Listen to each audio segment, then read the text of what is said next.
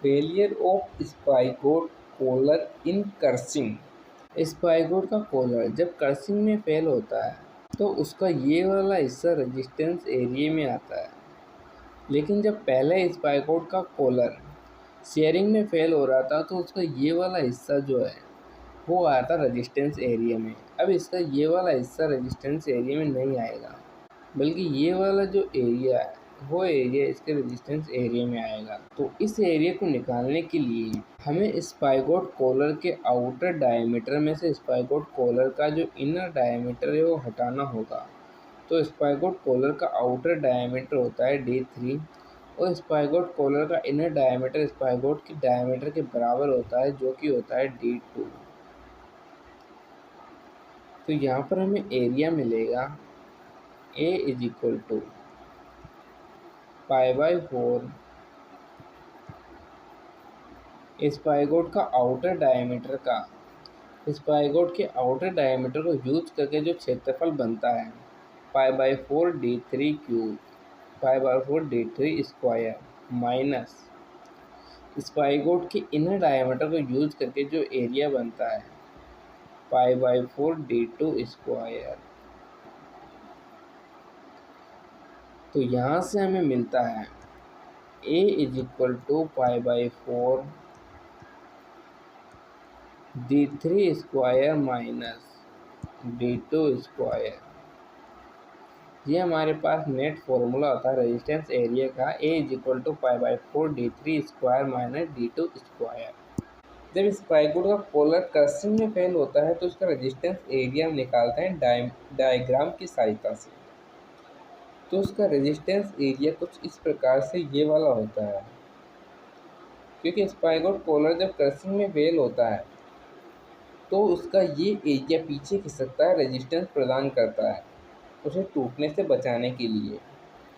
तो इस एरिया को निकालने के लिए हमें इसके आउटर डायमीटर में से इनर डायमीटर को माइनस करना होगा, तभी हम इसका एरिया निकाल पाएंगे। यानी कि इसके आउटर एरिया में से इनर एरिया को माइनस करना होगा, जो कि होता है A is equal to π/4 D3 square, इसका आउटर एरिया माइनस करेंगे हम D2 स्क्वायर, यानी π/4 D2 स्क्वायर को माइनस करेंगे जो कि है इसका इनर एरिया।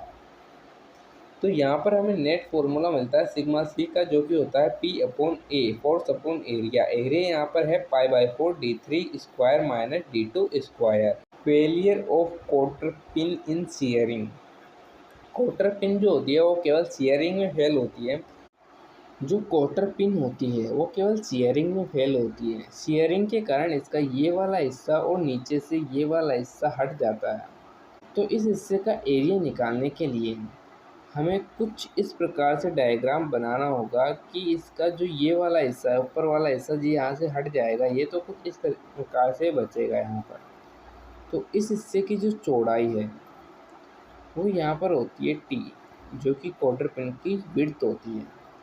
और इस हिस्से की जो लंबाई है वो यहाँ पर B होती है। यहाँ से लेकर यहाँ तक की जो लंबाई है वो B होती है। यही हिस्सा यहाँ पर दो बार उपयोग में आ रहा है, क्योंकि मैंने पहले भी बोला था शेयरिंग में एरिया दुगना होता है। तो एक बार यहाँ पर और एक बार यहाँ पर, तो एरिया हमारे पास आता है B/T, लेकिन दो बार हमें उपयोग में करना है, इसलिए यहाँ पर आता है A is equal to 2BT। Cotter pin जो होती है वो केवल शेयरिंग में फेल होती है। तो क्या रेजिस्टेंस एरिया जो होता है वो कुछ इस प्रकार से ये वाला एरिया होता है रेजिस्टेंस एरिया। तो इस एरिया की जो यहाँ पर लंबाई होती है वो होती है B, और जो इसकी थिकनेस होती है वो T होती है। तो एरिया हमारे पास आया यहाँ से B/T, लेकिन शेयरिंग में है इसलिए यहाँ पर 2 लग जाएगा। तो यहाँ पर शेयरिंग स्ट्रेस का फॉर्मूला हमारे पास होता है P/A। ए यहाँ पर है 2/BT, जो कि हमने यहाँ से निकाला है। तो हमारे पास नेट फॉर्मूला आया टाउ, यानी कि shearing stress is equal to P/2BT। Failure of socket weakest section in tension. Socket का वीकेट सेक्शन कुछ ये वाला हिस्सा होता है। जब ये हिस्सा टेंशन में टूटता है तो एक हिस्सा इधर की साइड जाता है और एक हिस्सा इधर की साइड जाता है। अब इसका रेजिस्टेंस एरिया निकालने के लिए सॉकेट के टोटल एरिया में से स्पाइगोट का एरिया और इस क्वार्टर पिन का जो इफ़ेक्टिव एरिया है वो हटाना होगा हमें। तो इसका रेजिस्टेंस एरिया का फॉर्मूला हम लिखते हैं A इज इक्वल टू, सबसे पहले इस सॉकेट का जो टोटल एरिया है उसे हम लिखते हैं।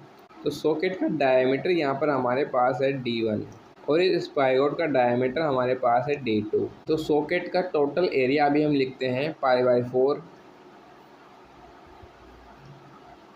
D1 स्क्वायर, क्योंकि जो सॉकेट यहाँ से कुछ इस प्रकार से हटेगा तो इसका जो एरिया होगा रेजिस्टेंस वो एक वृत्त की तरह होगा। तो यहाँ पर वृत्त का फॉर्मूला ही उपयोग में आएगा।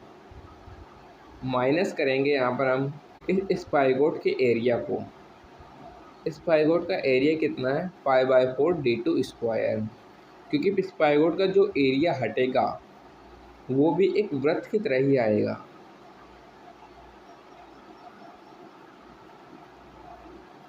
तो यहाँ पर स्पाइगोट का एरिया हम लिखते हैं π/4 D2 स्क्वायर। अब इसमें से भी हमें माइनस करना होगा। क्या माइनस करना होगा? जो इस क्वार्टर पिन का इफेक्टिव एरिया उपयोग में आ रहा है उससे हमें माइनस करना होगा।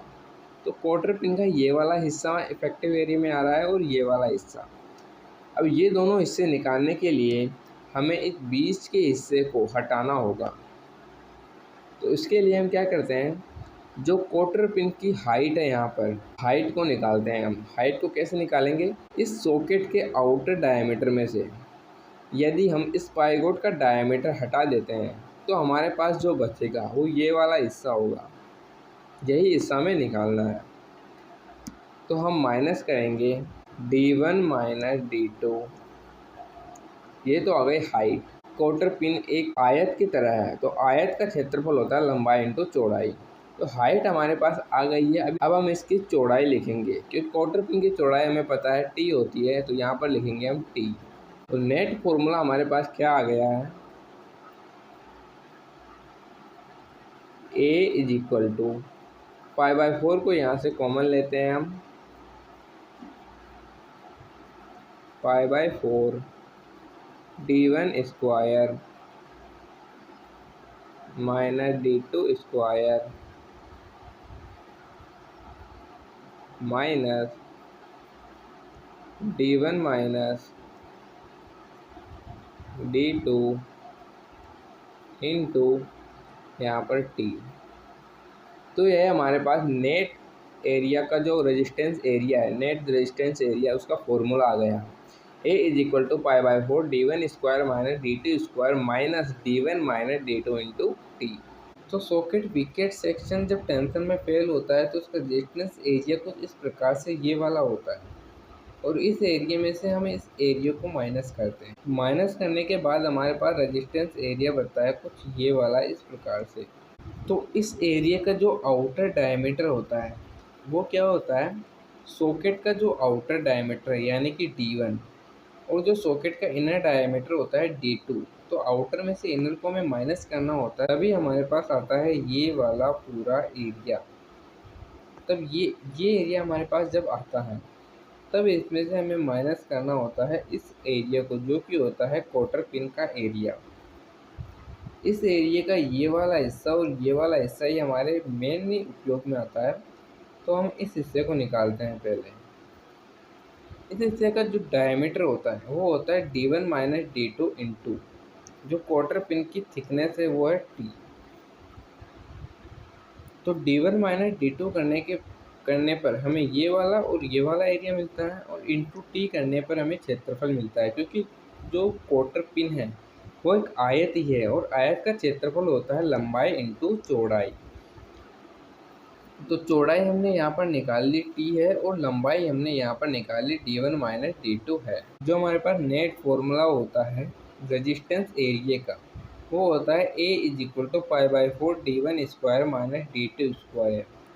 ये हमारे पास निकलता है, जो ये वाला एरिया हमारे पास होता है वो एरिया हमारे पास निकलता है π/4 D1 square minus D2 square minus D1 minus D2 into T।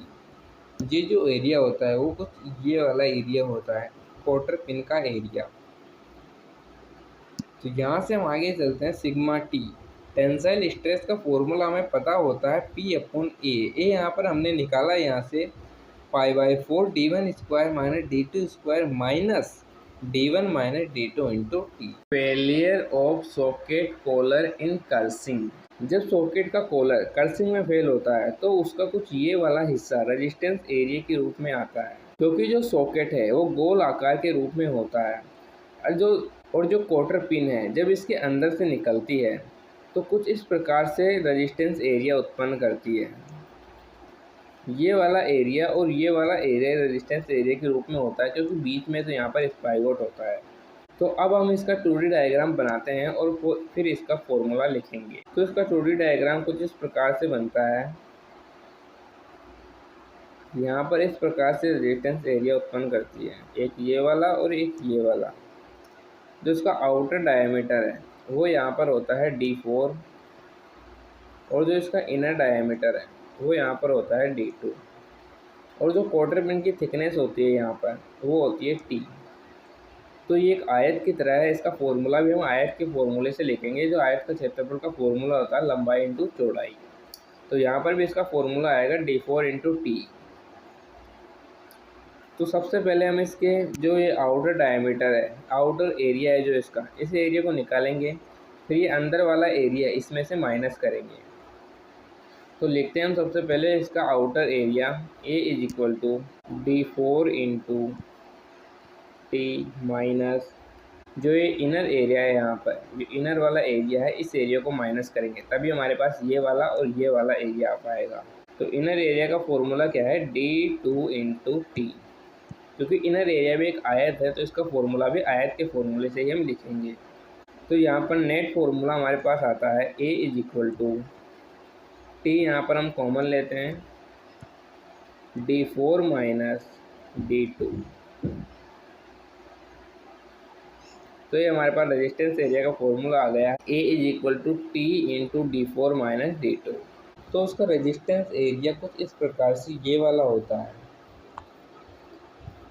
क्योंकि कर्सिंग हमें प्रदान करती है क्वार्टर पिन, और क्वार्टर पिन का ये वाला एरिया जो है हमें गणना करनी नहीं है, केवल ये इस वाले एरिया की करनी है, क्योंकि यहाँ पर तो हमारा जो सॉकेट का कॉलर है वो है ही नहीं।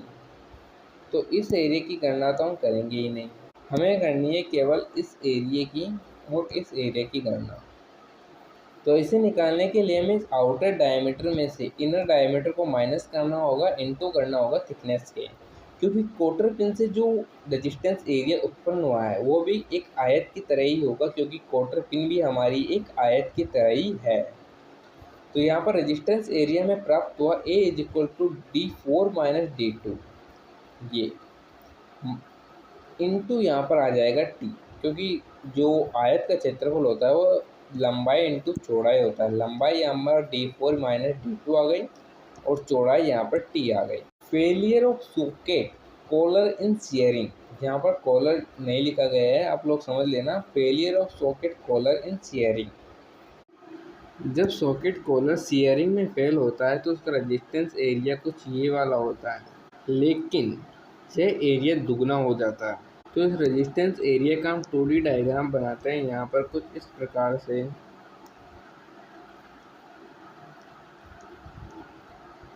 लेकिन यहाँ पर एक ट्विस्ट है, पिछली बार हमने देखा था कि इसकी थिकनेस थी यहाँ पर T, लेकिन अब की बार जो इसकी थिकनेस नहीं आएगी, यहाँ पर लंबाई आएगी जो कि होती है C, और जो इसकी ऊंचाई होती है यहाँ पर आउटर डायमीटर है इसका D4 और इनर डायमीटर है इसका वही D2। तो इसका एरिया जो होगा, एरिया यहाँ पर शेयरिंग की स्थिति में होगा,